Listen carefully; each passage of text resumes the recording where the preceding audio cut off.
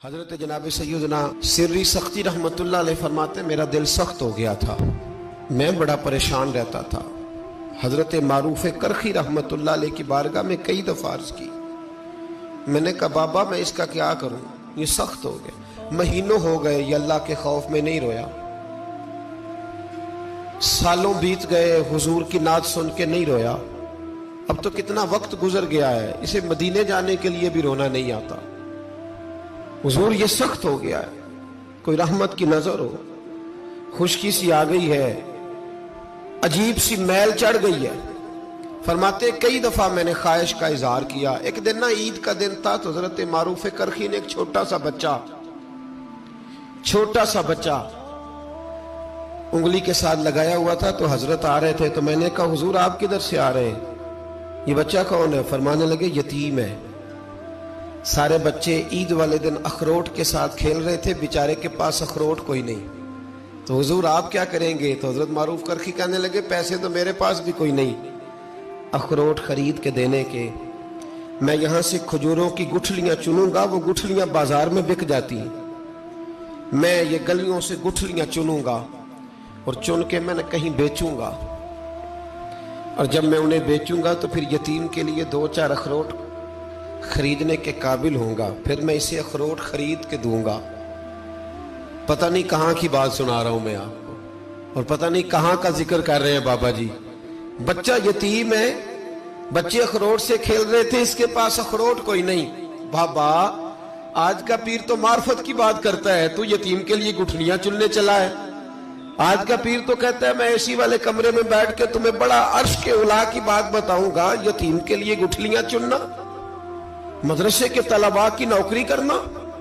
یتیموں کا، غریبوں کا، ان مجبوروں کا خیال کرنا، یہ تو رواج ہی نہیں ہے آج کا۔ بابا تو کیا کہانی سنا رہا ہے؟ تو حضرت معروف کرخی کہنے لگے گٹھلیاں چنوں گا، پھر انہیں بیچوں گا، پھر جب کچھ پیسے ملیں گے نا تو میں اسے اخروٹ خرید کے دوں گا، اور فرمانے لگے جب یہ اخروٹ سے کھیل کر ہنسے گا نا تو اللہ میرے دل کو سکون عطا فرمائے گا۔ میں گٹھلیاں چننے جا رہا ہوں، میں مزدوری کرنے، تیری تلاش میں پھرا میں جنگل، پہاڑ اور دشت میں۔ تو حضرت سری سختی فرماتے ہیں میرے گھر میں پیسے تھے، میں نے کہا حضور اگر یہ نوکری مجھے مل جائے تو میں غلام جو ہوا، اگر مجھے دے دے یہ نوکری تو میں نہ کر لوں؟ فرمانے لگے تو کر لے۔ فرماتے میں اس یتیم کو پہلے گھر لے گیا، وہاں سے میں نے پیسے لیے، پھر بازار لے گیا، کپڑے خریدے، اس کے لیے ٹوپی خریدی، پھر میں نے اسے 2 کھجوریں کھلائیں، پھر اخروٹ خرید کے دیے۔ حضرت سیدنا معروف کرخی کہتے ہیں اس کو میں نے چیزیں دے کے نا، وہ بچہ تھا، بچے ہی ہوتے ہیں، میں نے جب اسے اخروٹ دیے تو وہ دوڑنے لگا، میں بھی ہلکا ہلکا پیچھے چلنے لگا۔ فرماتے ہیں وہ جا کے بچوں کے گروہ میں مل گیا، وہاں درجنوں 20 بچے کھیل رہے تھے، وہ مل گیا، وہ کھیلتا رہا۔ آپ فرماتے ہیں لوگوں اس دن میرے رب نے میرے دل کو اپنے قرب کی لذت بھی عطا کی، اور میرا دل تھا میرے سینے پر ساری رات، تھا میرے سینے میں میرا دل پر ساری رات میرے نبی کے قدموں کا طواف کرتا رہا ہے۔ اب نہ لگ گیا ہے، پاک ہوئے تے پاک بھی ملدا ہے، اے بنا پاکوں پاک نہیں ملدا۔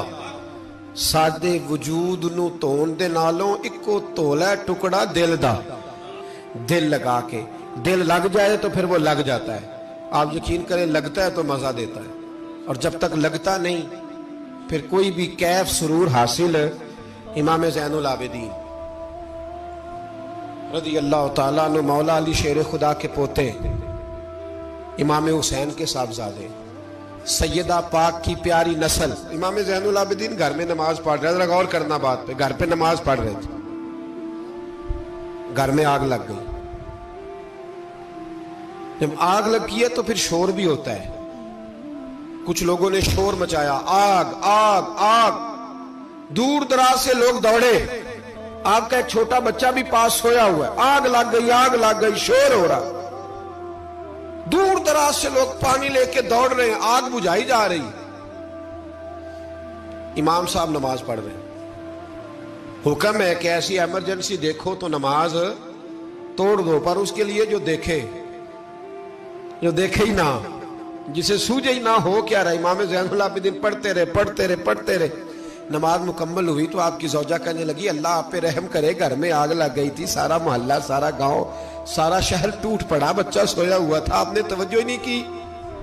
تو آپ فرمانے لگے ہلکی سی بن بناہٹ ہوئی تھی میرے کانوں میں، پر میں اللہ کی نماز پڑھ رہا تھا، پر میں اپنے رب کی، میں اس کی نماز پڑھ رہا تھا، تیرے عشق کی انتہا چاہتا، تیرے عشق کی انتہا چاہتا، تیرے عشق کی انتہا چاہتا، میری سادگی دیکھ کیا چاہتا ہوں، ذرا سا تو دل ہے مگر شوق اتنا، وہی لن ترانی سنا چاہتا ہوں، مجھے کیا خبر ادھر کیا ہو رہا، ادھر میں تو اس کے ساتھ میرا تعلق تھا، میں تو اللہ کی بارگاہ میں حاضر تھا، مجھے کیا پتا۔ بی بی کہنے لگی آگ لگ گئی تھی، تو فرمانے لگے بھلی مانت چپ کر،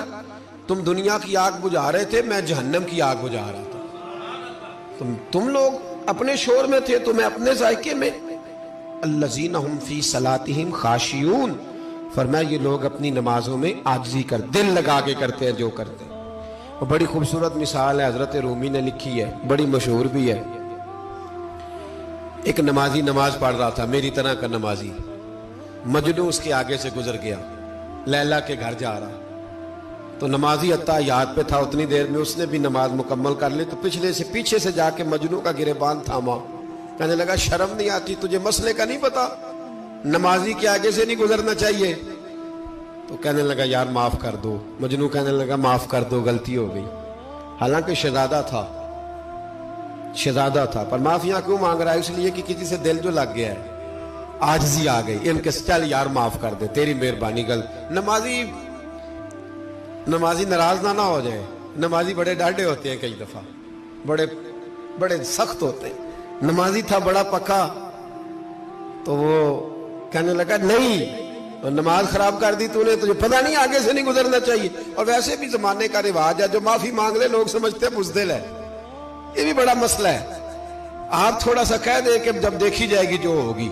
لوگ سمجھتے ہیں نہیں ہے دم کم، معافی مانگ لے سامنے والا بگڑ جاتا ہے، الا ماشاءاللہ، لیکن اس کا مطلب یہ نہیں کہ ہم معذرت کرنی چھوڑ دیں، وہ اگر بری عادت پہ ہے تو ہم نے اپنی اچھی عادت کو قائم رکھنا ہے، تو کہا جناب معاف کر دے، تو نمازی کہنے لگا نہیں تجھے عقل نہیں ہے، نمازی کے آگے سے نہیں گزرنا چاہیے۔ پھر مجنو نے بڑی بات کر دی، پھر ایک عاشق نے عاشقوں والا جملہ بولا، پھر ایک محبت کرنے والے نے بڑی بات کی، کہنے لگا یار نمازی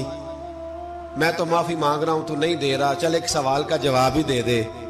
کہ میں تو عورت کے عشق میں جا رہا تھا، مجھے تو نظر نہیں آیا کہ تو نماز پڑھ رہا ہے، میں تو بی بی کے عشق میں تھا، مجھے تو نظر نہیں آیا، تو بتا تو رب کے عشق میں تھا، تو مجھے کیسے دیکھ رہا تھا،